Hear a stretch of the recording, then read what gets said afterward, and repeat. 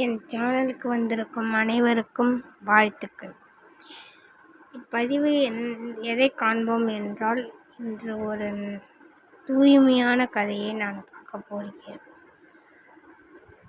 சிவன் மேல் கொண்ட பக்தி இவ்வளவு இருக்குமா என்ற அளவில் நம் இக்கதையில் பார்க்க போகிறோம்.